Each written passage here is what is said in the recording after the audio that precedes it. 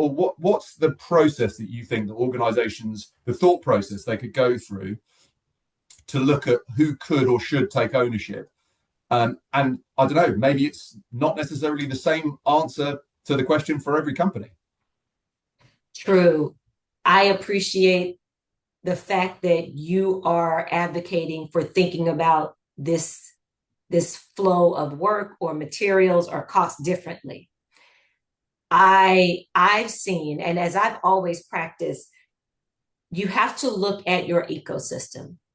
You must look at your ecosystem and how the work is changing in that ecosystem. And maybe the traditional functions that we've put in place, or maybe the traditional work processes we put in place no longer fit the flow of work, the flow of cost, the flow of profitability, and who truly owns the levers across a value stream. And you can have a lot of value streams in a company. You can have a product value stream. You can have an IP value stream. You have talent value streams. How is the knowledge capital flowing through the work that needs to happen across the entities you've established in the company that have all changed in the last 10 years, 5 years, 2 years? And how are you going to rationalize that down to the most granular element, whether it's work, tasks, costs, whatever works for your organization, and then rewire your organization built on maximizing the knowledge capital required to do the work to meet your business objectives.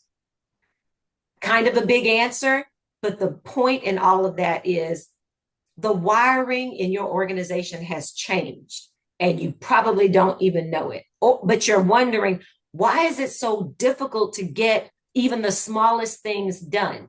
It's because the nature of business and all the levers that push and pull on business have changed around you, but all of your processes and steps have not. And so now you need to rewire for the world around you.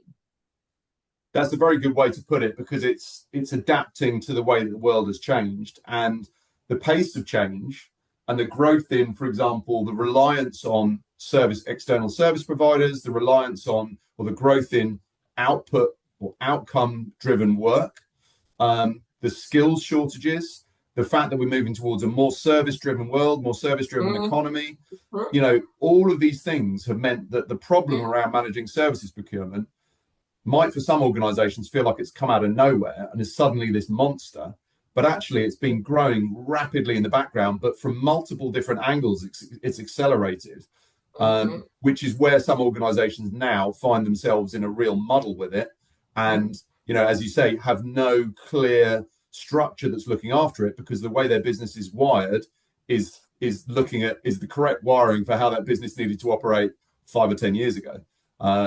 So yeah, I think that's a really great way to put it. And it is a difficult problem for organizations to solve.